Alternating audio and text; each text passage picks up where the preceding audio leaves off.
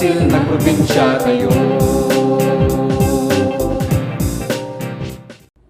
A blessed day to all of you. Welcome to our third video lesson for this school year.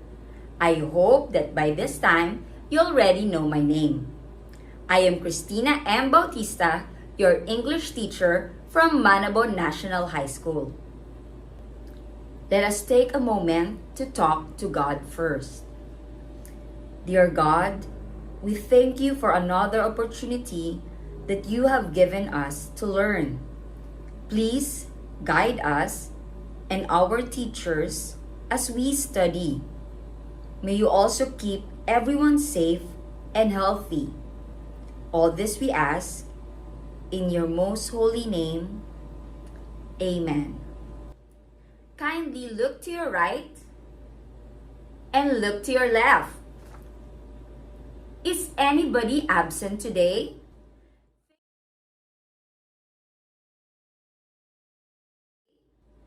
Thank you so much for your cooperation. Before we begin our lesson, make sure that you have your module entitled Critic, a Literary Selection Using the Moralistic Approach, Quarter 3, Week 7. And of course, your paper and pencil. Now, let us check what I know. Kindly bring out your assignment and I will flash the answers on the next slide. Please check your answers carefully. Is there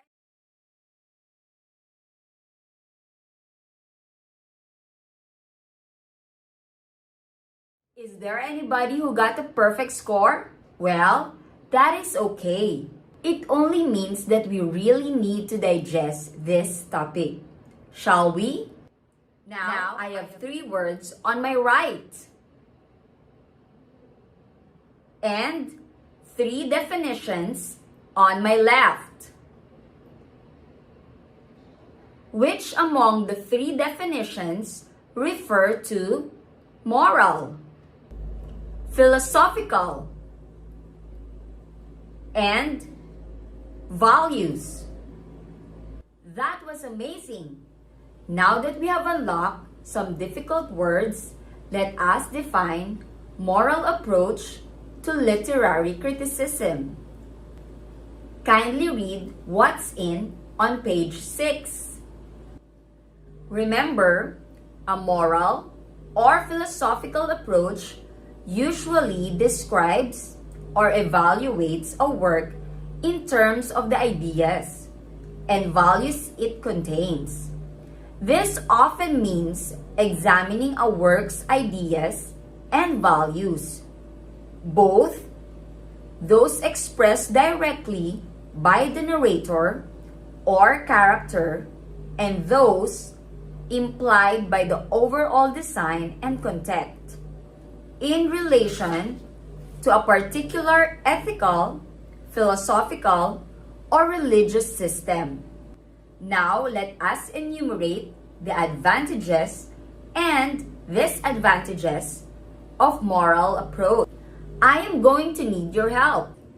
Please tell me if the sentence refers to an advantage or disadvantage. Let's start. The philosophical approach in literature becomes much more than a novelty. It becomes more human. Advantage.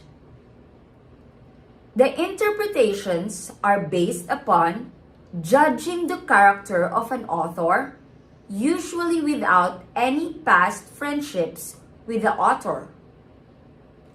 Disadvantage. It recognizes that literature can influence the lives of others in a significant way. Advantage. The art can be lost in the ethical arguments provoked by the philosophy. Disadvantage. Recognizes that literature has an effect on readers and the message of a work is very important. Advantage. Now, let us familiarize ourselves with the writers of moral approach. Plato is emphasizing morality and utilitarianism. He helped lay the foundation of Western philosophy and science. Horace. Literature should be delightful and instructive. He was also known as the father of the common school. Matthew Arnold is meditative and rhetorical. Examples works are Empedocles on Etna and Poems, 1853. Socrates. It is a matter of recollection and not of learning, observation, or study. Samuel Johnson. He said that the function of literature is to teach morality and to probe philosophical issues. The moral approach is a perfect approach to use when you're reading a fable or a parable. These types of stories are written specifically to convey a truth. Aesop was a Greek slave who lived in the 6th century BC and eventually was freed by his master. He wrote hundreds of fables that are still famous today. Now, turn your module on page 12. Kindly read the short story with me. Love and Time. Once upon a time, there was an island where all the feelings lived. Happiness, sadness, knowledge, and all of the others, including love. One day, it was announced to the feelings that the island would sink. So all constructed boats and left, except for love. Love was the only one who stayed. Love wanted to hold out until the last possible moment. When the island sunk, love decided to ask for help. Richness was passing by love in a grand boat. Love said, "Richness, can you take me with you?" Richness answered, "No, I can't. There are a lot of gold and silver in my boat. There is no place here for you." Love decided to ask Vanity, who was passing by in a beautiful vessel. "Vanity, please, help me." "No, I can't help you. You're all wet and you might damage my boat." Sadness was close by, so Love asked, "Sadness, let me go with you." "Oh, Love, I am so sad. I need to be by myself."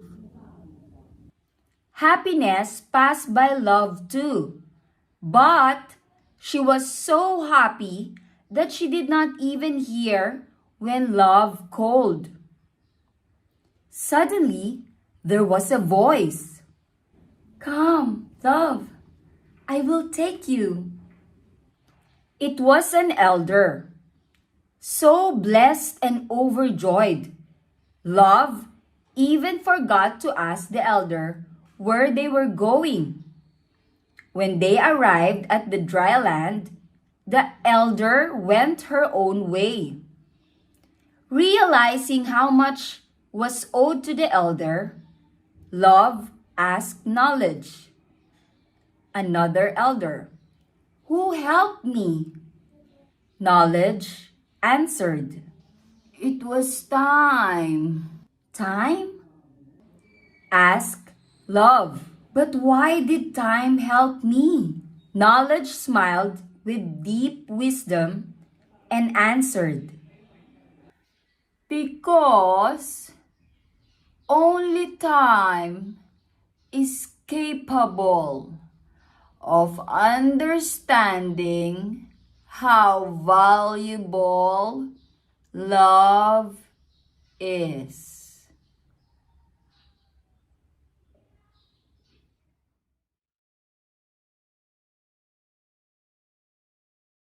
Now, I will give you 5 minutes to write your first draft of your critic using the moral approach. But wait! Remember, your critic should include an introduction, a body, and a conclusion. Your 5 minutes start now!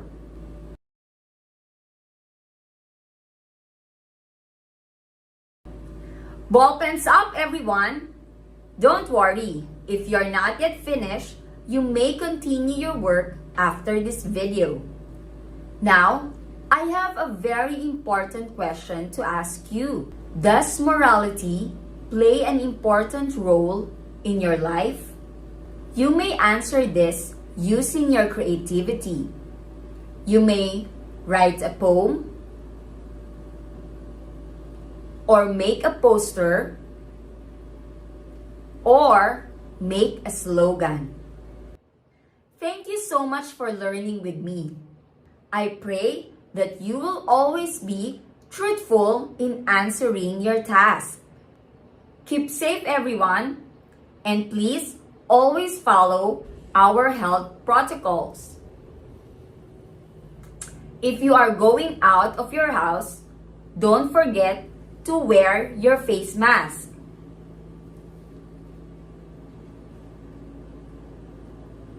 And please observe social distancing.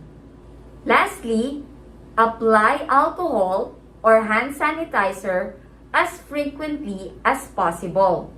And when you reach home, don't forget to wash your hands properly. God bless us all!